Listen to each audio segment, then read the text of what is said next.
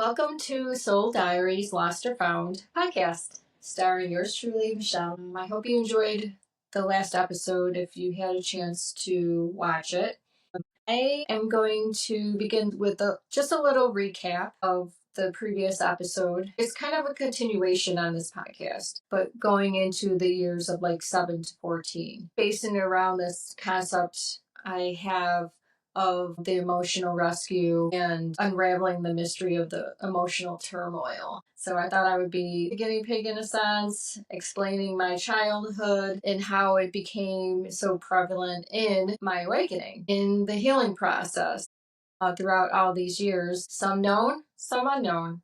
But as I woke up, it kind of all began to make sense after a while. And especially now because I have so much knowledge and so many experiences of healing and going back to the root of, what it was. Not everything has been just because of this lifetime and because of how, my parents were or how I was or those other soul contracts that came in to assist me in my growth and experiences, but also the past lives, our past lives, if you believe in that. I do. I certainly do. It shows such a vast, immense amount of energy in our Akashic Records, and that is due to all of these simultaneous lives we're living, and we're always creating these records. As I create this with you, it's creating a record in the Akashic. So I definitely do believe in past lives. With that said, the recap, we spoke about the instability of my foundation as far as continuously moving, from state to state and, parent to parent, how that affected my earlier years of instability. I came up with this concept of emotional resume. It's unraveling the mystery of our emotional turmoil, our discord, and whether or not that truly lies all within this life or not. I feel like it's like an accumulation of all, but we are focused in on this now moment in this life that we're leading, and so that means it incorporates our parents. With our ages of 0 through 7, those were the building block years. The main chakras were the root and the sacral chakra. I call the emotional craving like what we really would have needed to just felt nurtured was, that safety, that trust, love, seeing your emotions reflected back. And if you had kind of very young parents who were still trying to grow up themselves, or they had their own turmoils going on, kids having kids, that type of thing too. So it's kind of just like all of those cravings of what you may have needed but didn't receive. I call the next the sneaky discord seeds, the absent caregivers soaking up all that adult stress, or just not receiving the attention and the affection that you may have needed. And then our grown-up clues. Woo! Do we have all those, don't we? So from ages 0 to 7 would be like a fear of being abandoned, hyper alertness, or zoning out in the middle of conflict, trust issues. Yes, yes, and yes. Throughout my life, for sure. And even up until this point, it's things that I'm more aware of and I can kind of step back, recognize, and shift that. I feel like it's just kind of like a never ending role for us. We can relate it back. We can choose to move forward and not allow those previous experiences to bring us into a state of lower vibrational space. So we want to clear these things. They weren't meant to hold on to them. And this physical body, we hold on to things energetically, knowing and unknowingly. It's all within us. Kind of like it's all in the Akashic Records because it's energetic. We're energetic beings. We're made mainly of water, and we oscillate when we vibrate, we shift and change, and that's the whole purpose of it, is to learn from these experiences, grow from it, and teach another. So here we are. In this episode, I'm going to share some like my background in ages 7 to 14. Let's start with her. It's Star. She's gonna play in the covers. There she is. So, ages 7 to 14, finding your tribe. Yeah, I'll go through the background and then I'll get into a couple stories. The leading chakra for this would be your solar plexus in your heart. The emotional craving between 7 and 14 would be your independence, peer approval, emotional turmoils or thumbs up from, family and friends. Those sneaky discord seeds find their way in. Kind of having that sense of criticism, peer pressure, wanting to be perfect for the parents or friends, developing a persona that's not truly your authentic self because you want to fit in. You want friendships. You don't want to be left behind in the friend groups. And then for the grown up clues for finding your tribe in this area would be the overreacting to criticism, people pleasing, and bottled up anger. Yes, yes, and yes. So I feel like there probably is not one person who has not been affected in this way. Unless it wasn't your path, of course. You could have had this remarkable childhood where you didn't have to experience certain things that came from the solar plex or heart. Solar plex being your stomach. It's kind of like our emotional center where we hold everything. We shove it down there real down deep so that we're not even aware and acknowledging it. We're just kind of moving through the motions throughout our childhood. And eventually it's going to come up, later in life for the healing, especially when you awaken. And then you have to almost like revisit the scenarios and experiences, revisit situations that occurred that were good or maybe not so good. We just come across all these things in our adulthood that we're ready to work through. Okay, so let's see here. What notes do I have? All right. I would say in my earlier years, from still going back to like 7 to about maybe 8, 9, I was still living in Texas. We may have traveled back and forth, but I believe the prominent place was Texas with my mother at that time. She always found ways to support us.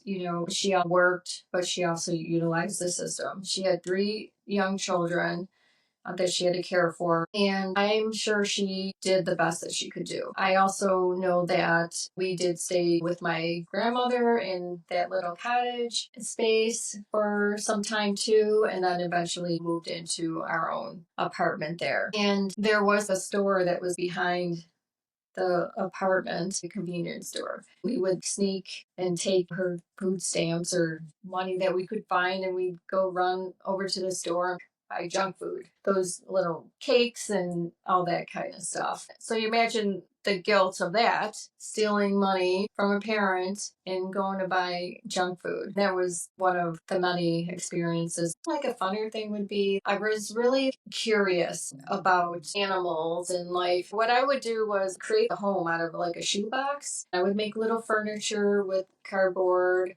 and set leaves in there and flowers and grass and just like get it real nice and cozy.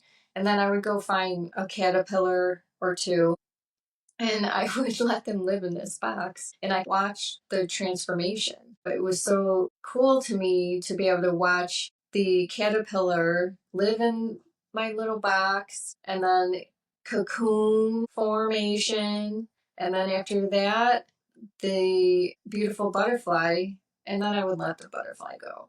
I don't know, I was so amazed by that. It was very, very cool. I also connected a lot to Mother Earth. I feel mostly probably because I need the grounding, right, from the uncertainties of childhood. Of course, there were plenty of times where we were just playing and we're just being kids and we didn't even realize, that we were poor, that we didn't have much except maybe around dinner time. I would make these, mud cakes, playing in the mud and creating these cakes, and I pretend like I would bake them. And I do recall when my father did come to visit us once, and I remember just being so proud, and I was making this birthday cake for him, and were just pretending to eat the mud cake. So that was like a fond memory. And he was there because he was taking us back to Buffalo. I always remember the car rides being long, quiet. I just picture the three of us sitting in the back seat of his car. Then we have the other end of it. I go from kind of more of a tranquil space, I would say, with my mom into chaotic, unknowing what was going to come next type of atmosphere. He was still drinking a lot. We spent a lot of our time in bars. We thought it was normal. I'm sure there's a lot of other adults my age that have also, lived in bars back in the day because it was kind of like the norm. At least I thought it was the norm because there we were, right? We would play games there. We had Christmases. We would go there and people would dress up as Santa. I recall a lot of time being spent in different bars.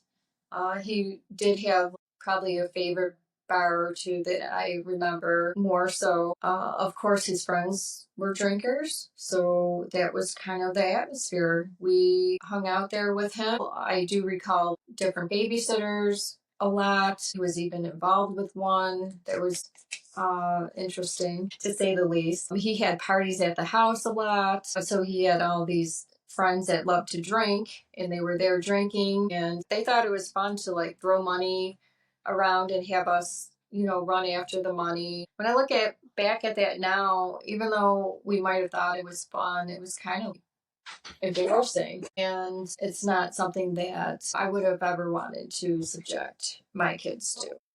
I also recall times where he would be so drunk that he would be stumbling in the kitchen. I don't even know if I realized he was drunk at the time because I was younger, but I think we had an idea because we're a little older, we're 8 or 9-ish, in that frame. He was just in his underwear. He just went over to the corner. He's mumbling and then he just pees all over in the kitchen. And I just kind of scurried off back to my room. Just stayed put, really. All these crazy memories. Yeah, it's insane, right? It's like what child should go through these things. But at the time, we really thought it was normal because that was our everyday life. And he was kind of like ornery. He was nasty, and it was probably because of the drinking and just having the pressure of having younger kids and then just bringing that within our life and what we're trying to live out and experience. Let's see what else we have. All right. Now, my mom was not in Buffalo with us. She was in Texas, and I'm sure she didn't want to be around my father. But later on in life, I was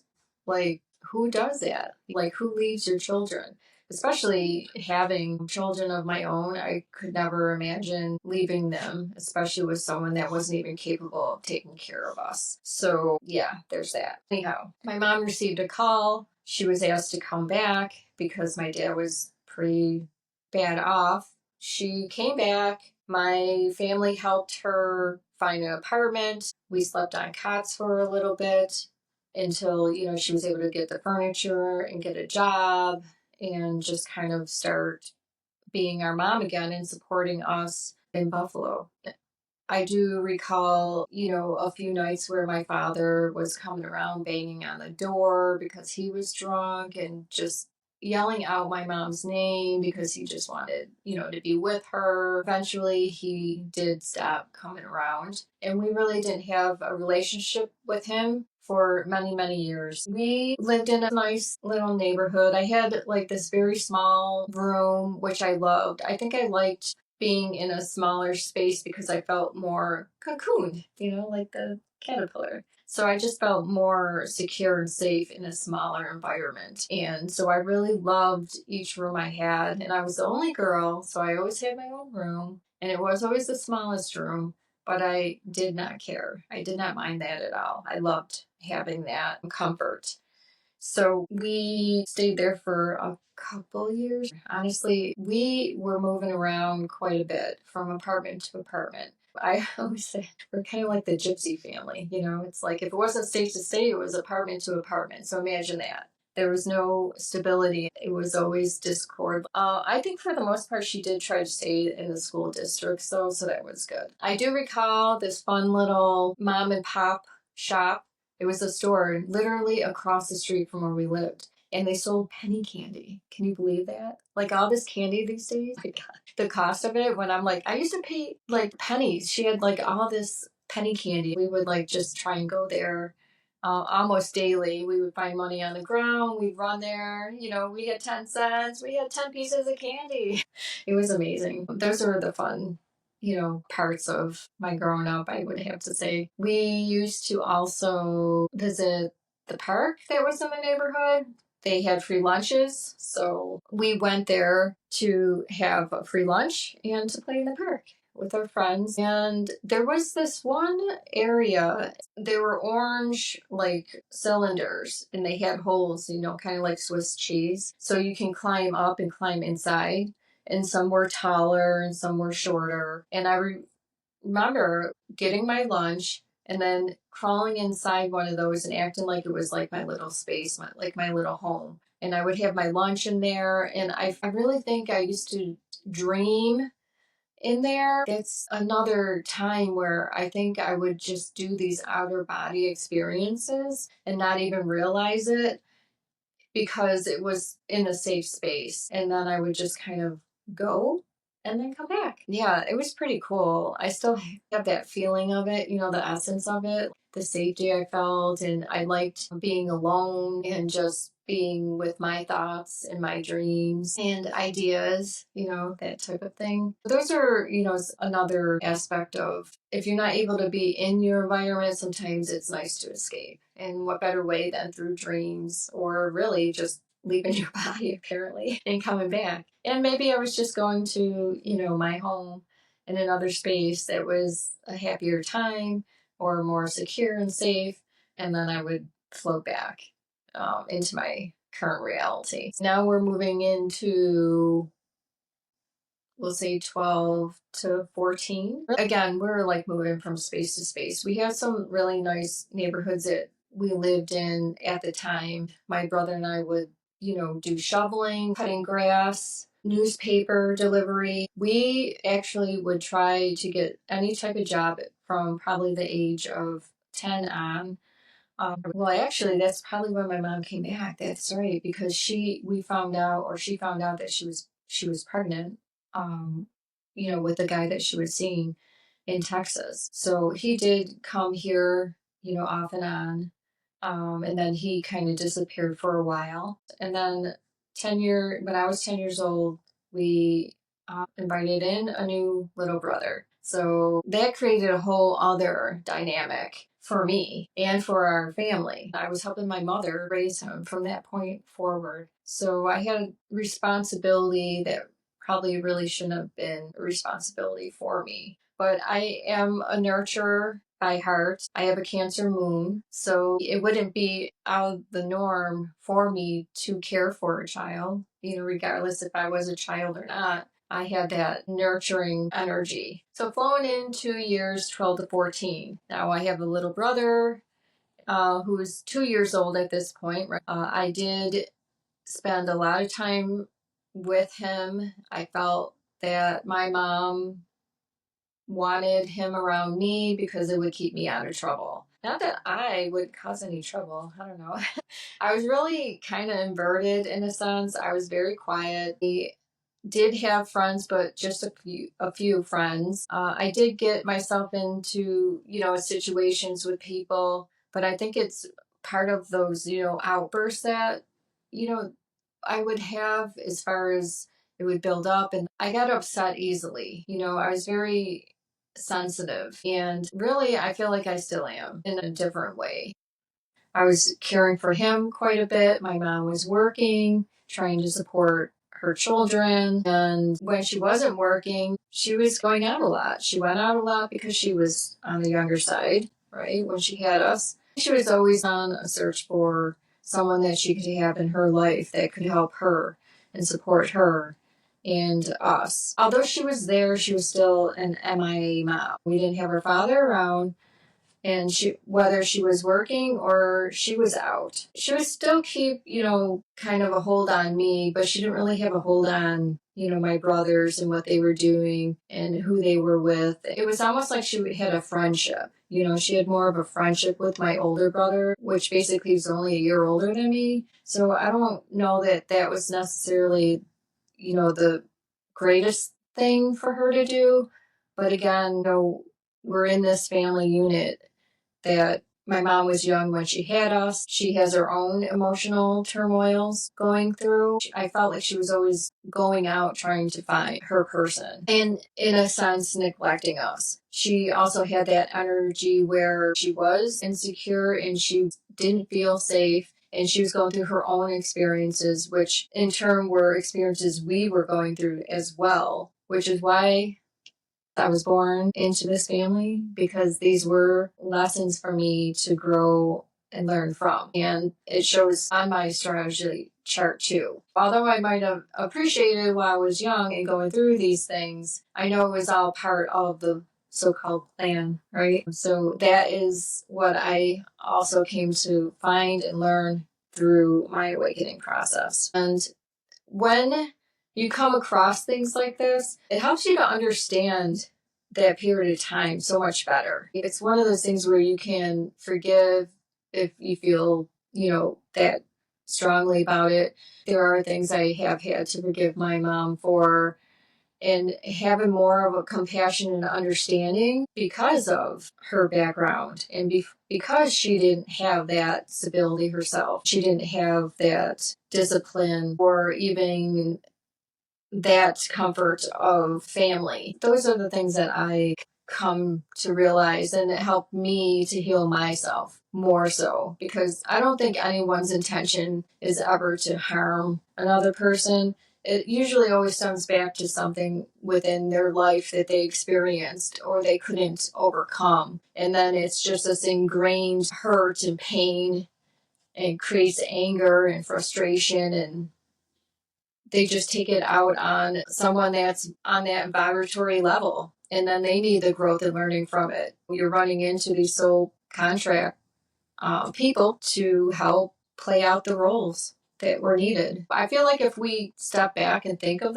those things, we would really be able to heal and resolve things so much easier and quicker. Take that as a note, because I wish I would have known that in the earlier time of my awakening and when I was going through things to heal and resolve. Little tangent, but I hope you find it useful. In this time frame between 7 and 14, at times we didn't even know when our meals were going to come. That's part of the reason why my brother and I worked, around the neighborhood, cutting grass, shoveling. We used to race to see who could get to the houses that paid the best. We would try and get up quicker than the other person and, get our gear on and get out there. We always had competitions with that. So you make the best of it, right? We would earn money that way to buy, really the goodies that we wanted and or food. There were plenty of times when my mother was MIA. We were all home and wondering where she was. And sometimes she would give us a phone number to where she was going to be. And back then there were no cell phones, so it was dial up or pay phone. I mean, half the time we didn't even have a phone because bills weren't being paid. There were times where we didn't have gas, electric, food, all those things that a normal household should have, right? There were times we would call and say we were hungry. When are you coming home? Those are all things that I recall, in that time frame, all that fun stuff. I was very much a tomboy back in the day, probably up to age 14, honestly. I had brothers, so I would run free with them.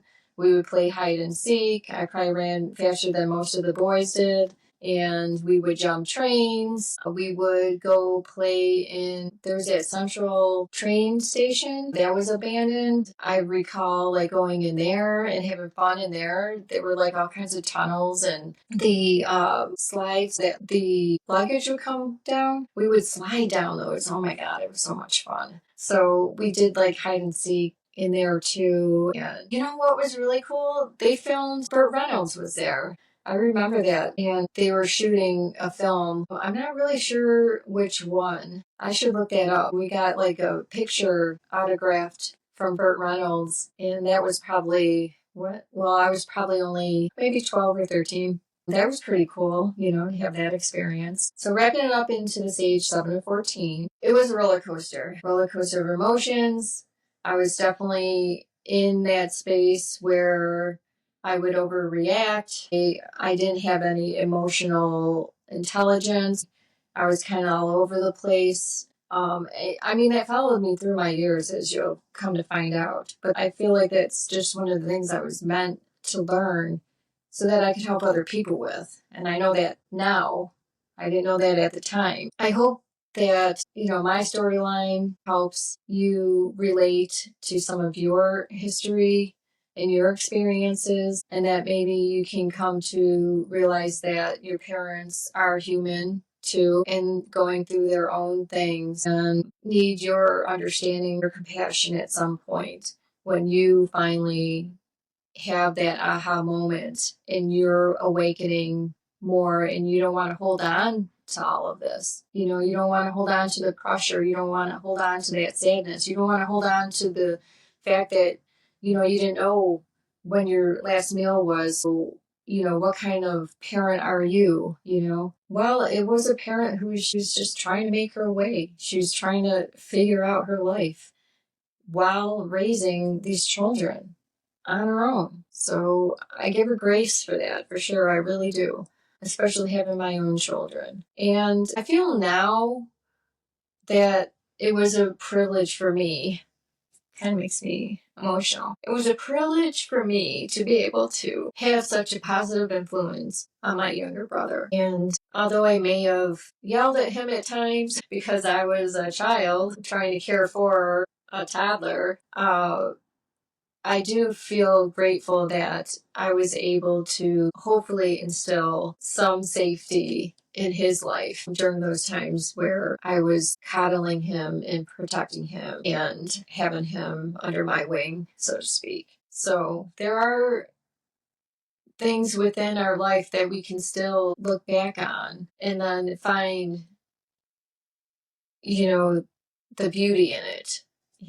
I believe that. So I'll leave you with that. All right. We did it. I did it. I got through another episode. Thank you for joining me. Thank you for taking the time. I look forward to the next episode. Thank you. Bye.